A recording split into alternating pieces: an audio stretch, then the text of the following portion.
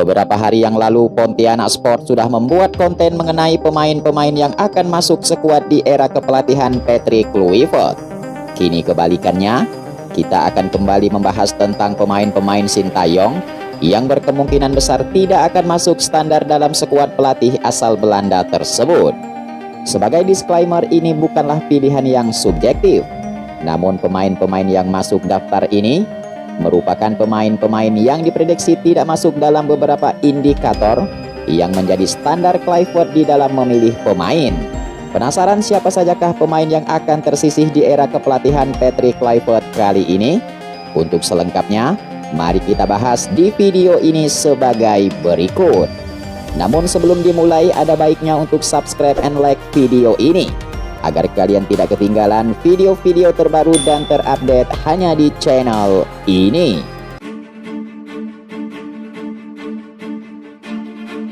Preman lapangan, begitulah julukan yang diberikan fans timnas Indonesia kepada Justin Hubner. Selama ini, ia selalu dikenal sebagai bek lugas dan tanpa kompromi dalam mencegal serangan lawan. Gaya bermainnya itu bahkan terinspirasi dari sang idola, yaitu Sergio Ramos. Namun sangat disayangkan, gaya bermain yang terlalu lugas ini terkadang justru menjadi bumerang bagi tim nasional Indonesia. Di era kepelatihan Patrick Kluivert, Justin Hubner bisa saja tidak menjadi pilihan utama. Pelatih asal Belanda tersebut memiliki referensi terhadap pemain bertahan yang bijaksana dalam mengambil suatu keputusan, terutama di era pertahanan. Patrick Kluivert bukanlah tipe pelatih yang menyukai pemain yang terlalu sering mengambil resiko. Tentunya dengan gaya bermain Justin Hubner saat ini berkemungkinan besar tidak sesuai dengan filosofi pelatih baru tersebut. Kemudian di sisi lain, skema permainan Kluivert yang kemungkinan akan menggunakan formasi 4 back dan pastinya hanya membutuhkan 2 back saja tentunya akan memicu persaingan yang sangat ketat. Menurut prediksi, Justin Hubner kemungkinan kalah bersaing dengan Sain Patinama dan Rizky Ridho. Bahkan nama Elkan Bagot diperkirakan akan kembali menjadi andalan di lini belakang. Meski sama-sama mengandalkan kaki kiri, Elkan Bagot tentunya dinilai lebih memenuhi kriteria yang diinginkan, terutama dari postur tubuh yang tinggi, pengalaman yang lebih matang, dan kemampuan yang baik di dalam mengambil sebuah keputusan. Kemudian di sisi lain, Nathan Juon sebenarnya mirip dengan Justin Hubner. Bahkan dari segi menit bermain, Justin Hubner masih tergolong baik meski hanya bermain di tim yang muda. Sementara itu di sisi lain, Nathan Juon benar-benar hanya menjadi pelengkap di klubnya, yaitu Swansea City FC.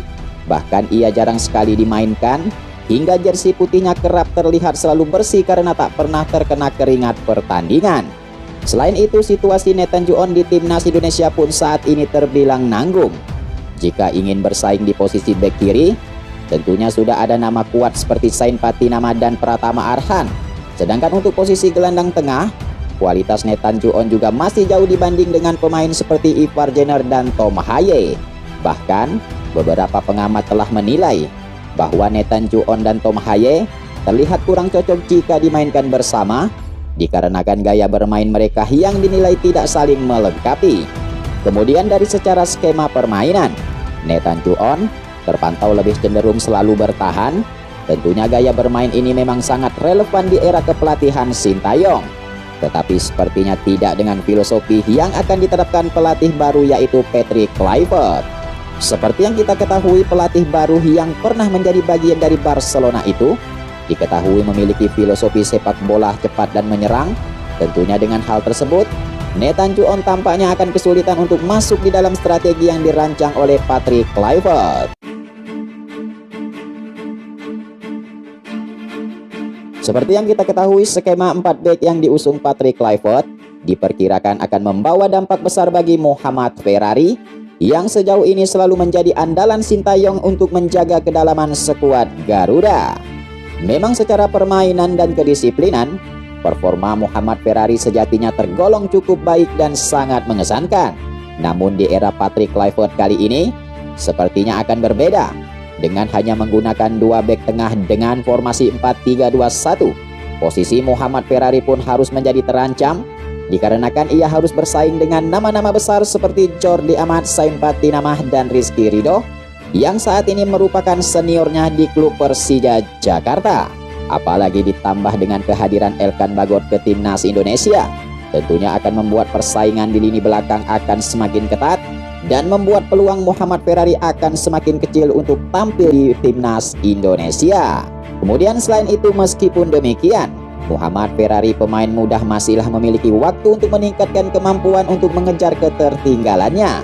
Salah satu langkah yang dapat diambil ialah dengan turun ke timnas U23 yang saat ini memiliki target tinggi di turnamen SEA Games 2025 mendatang.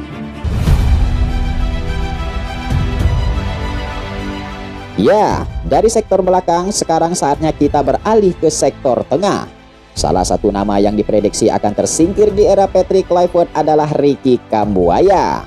Memang secara permainan kakak Ricky sebenarnya masih memenuhi kriteria. Bahkan untuk menit bermainnya di level klub saat ini masih juga tergolong cukup tinggi. Namun meskipun begitu, kakak Ricky tampaknya tetap akan kesulitan untuk menembus starting line up Patrick Kluivert. Meskipun sejauh ini dirinya dikenal sebagai gelandang yang kreatif, tetapi pengambilan keputusannya dalam transisi menyerang seringkali menjadi pokok masalah. Keputusan yang kurang tepat dalam situasi krusial dapat merusak tempo permainan tim. Hal ini membuat posisinya semakin rawan, apalagi saat ini dengan adanya wacana akan mendatangkan Jairo Redwood yang merupakan gelandang bermain di Eropa berpotensi bergabung dengan timnas Indonesia dalam waktu dekat ini. Secara permainan, Jairo Redwood lebih fleksibel dan memiliki kematangan dalam mengambil keputusan. Dengan kreativitas seperti itu, nama Ricky Kambuaya kemungkinan besar akan menjadi salah satu pemain yang harus dikorbankan jika Jairo Redwood benar-benar memutuskan untuk membela timnas Indonesia. Kemudian pemain yang terakhir ada nama Rafael Strijk. Ya, memang saat ini posisi Rafael Strijk sebenarnya masih menjadi bahan perdebatan. Di era kepelatihan Sintayong kemarin, perannya begitu vital sebagai garda terdepan untuk memberikan tekanan kepada lini pertahanan lawan. Namun jika kita berbicara soal kontribusi dalam mencetak gol, peran Rafael Strijk tercatat masih jauh dari kata memuaskan. Dalam 22 pertandingan bersama tim senior, pemain kelahiran 27 Maret 2023 ini terpantau baru mencetak 1 gol. Bahkan di Piala AFF kemarin, di mana ia menjadi salah satu tumpuan di lini depan, Rafael Strijk pun gagal mencatatkan performa maksimal dan tidak mampu menjebol gawang lawan. Kemudian di era kepelatihan Patrick Kluivert kali ini, posisi Rafael Strijk di sayap kiri kemungkinan besar akan tergeser, dan posisi tersebut berkemungkinan besar akan diambil oleh Eliano Ranger yang saat ini telah dinilai sebagai pemain kreatif yang selalu pintar dalam mencari ruangan dan membangun serangan. Kemudian selain itu, kecenderungan Patrick Kluivert yang lebih suka menggunakan striker murni atau nomor 9 juga akan membuat peluang Rafael Strijk semakin kecil. Meskipun begitu, peran Rafael Strijk sebagai pemain cadangan masih bisalah diandalkan. Namun jika ingin terus bersaing di level utama, tentunya Rafael Strijk perlu lagi untuk meningkatkan efektivitasnya di depan gawang ketika membela timnas Indonesia.